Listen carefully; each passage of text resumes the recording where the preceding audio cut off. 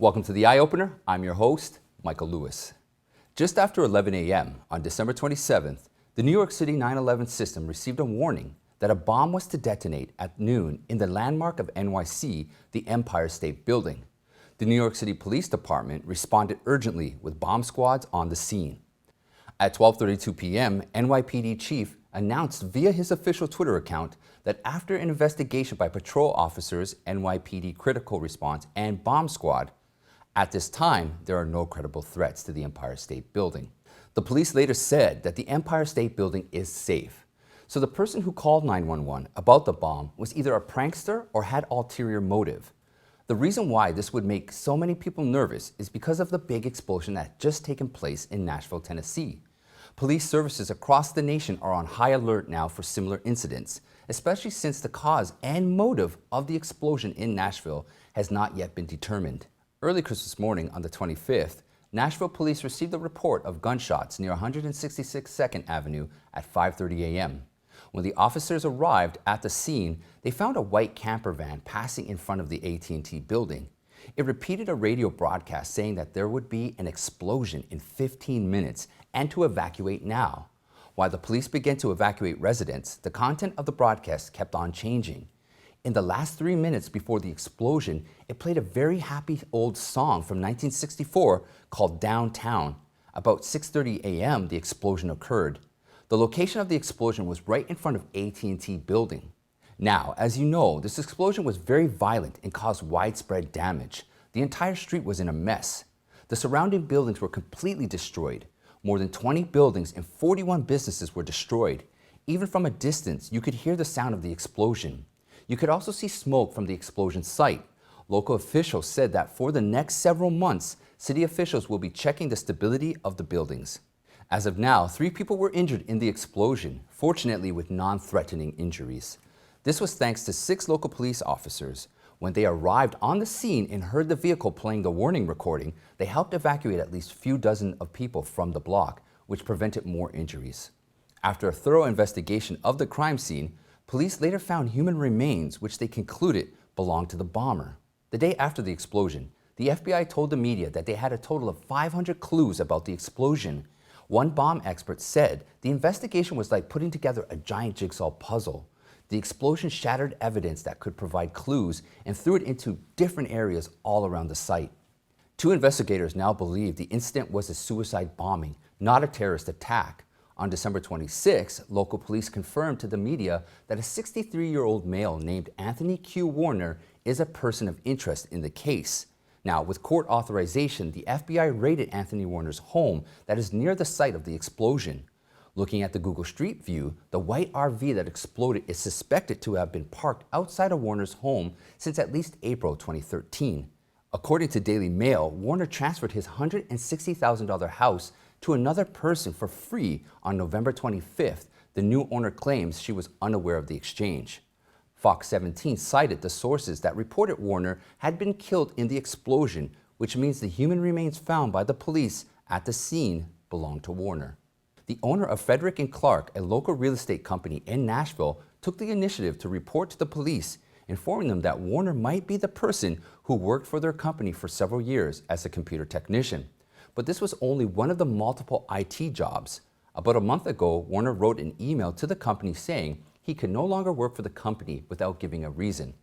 The company's owner said that Warner was very gracious, and it was surprising that he was involved in such a matter. He apparently lived in Nashville for decades. So what was his motive for the bombing then? As admitted by local officials, it was not directed at people. Then what is the target? A lot of people have speculated that it was directed at AT&T equipment. It's true that AT&T's communication facilities were the most affected by the bombing. Warner's neighbors have described him as a bit of an oddball, and the FBI is probing whether he had a paranoia about 5G technology.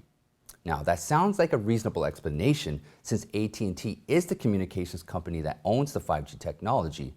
But why did Warner choose the AT&T building in Nashville when there is no information that shows that it is an important part for the 5G technology? Is the motive behind it really just the 5G? Is Warner a scapegoat, or is he really involved in the case? Or is he just an unimportant figure while the important players are hiding behind the scene?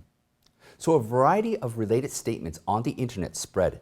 Some people said that after a closer look at the explosion video, they found that it was not the RV that exploded. Others say that a missile seemed to be captured in another monitor. But these speculations seem like a stretch.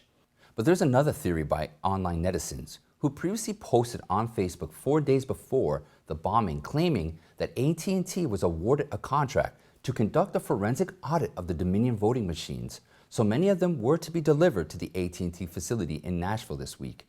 The site of the explosion on the 25th is a very important AT&T facility in the area, which is responsible for the transfer and transmission of regional information. So could it be that the voting machine was transported here?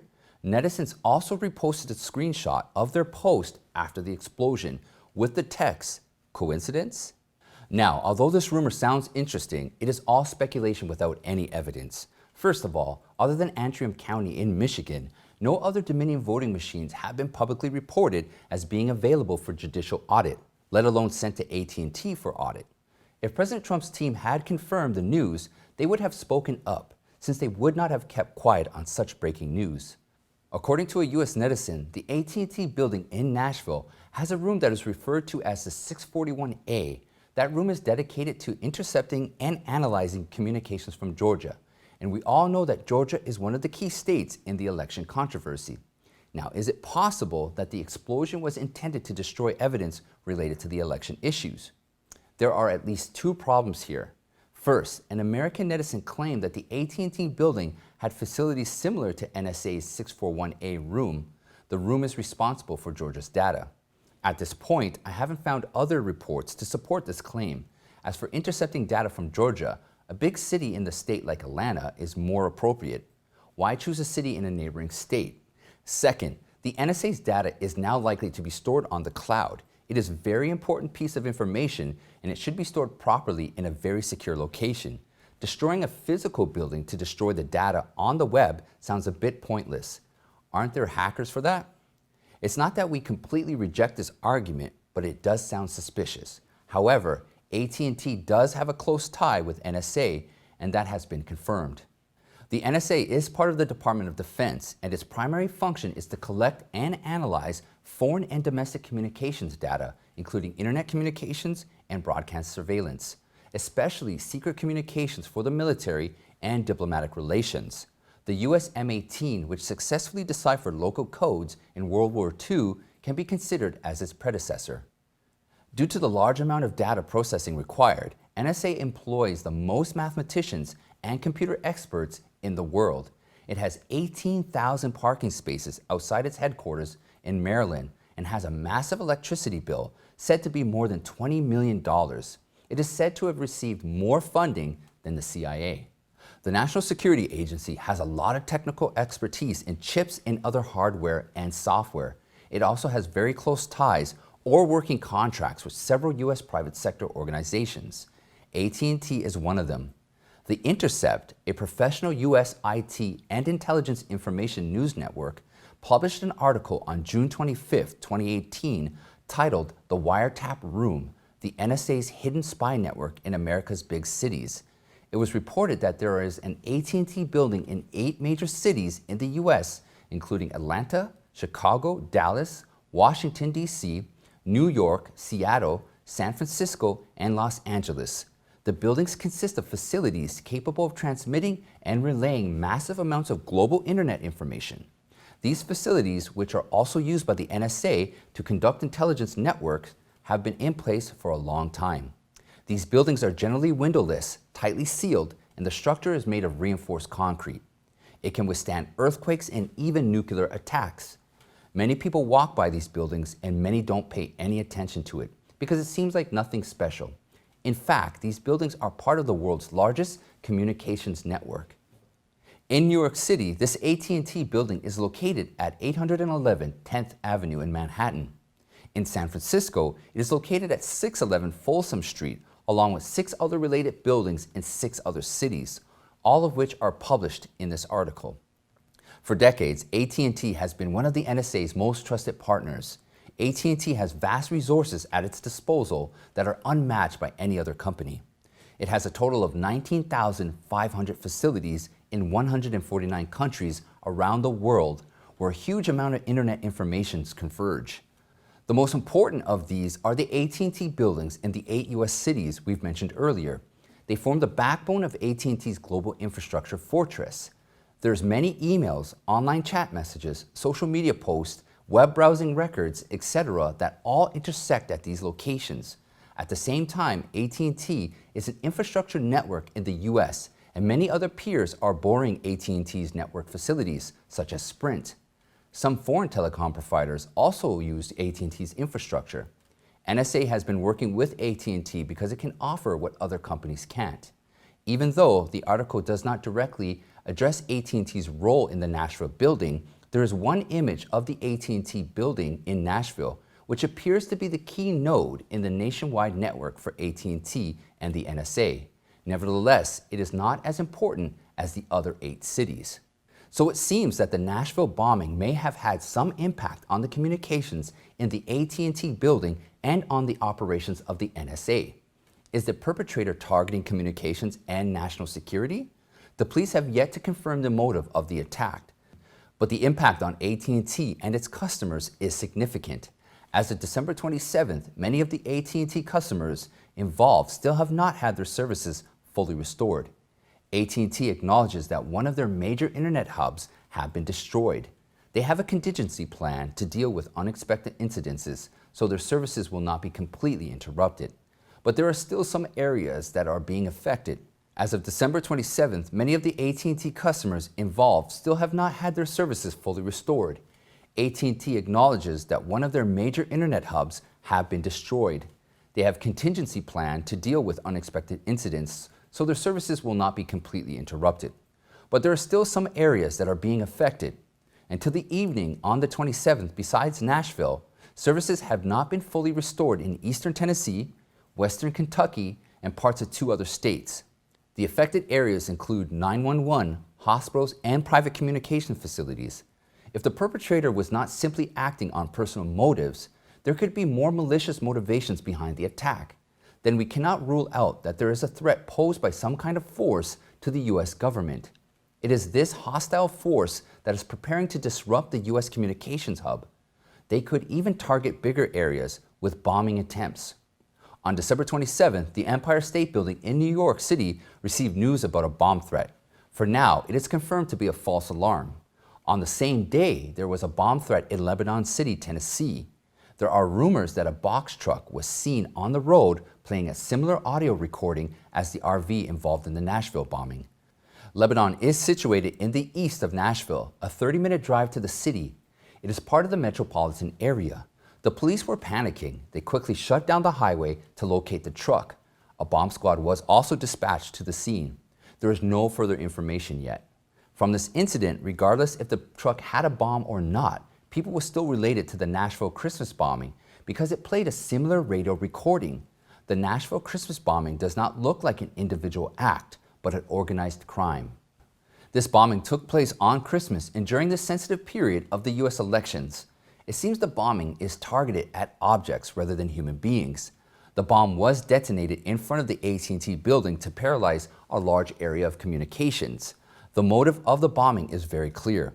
That is why it attracted a lot of attention.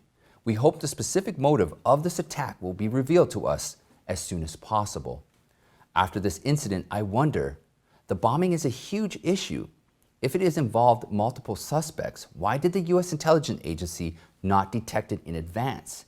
If it wasn't intentional negligence, then I guess intelligence officers can also make mistakes. This leads us to our next topic. Recently, Foreign Policy magazine published an investigative report based on interviews with more than 30 current and former U.S. intelligence officials.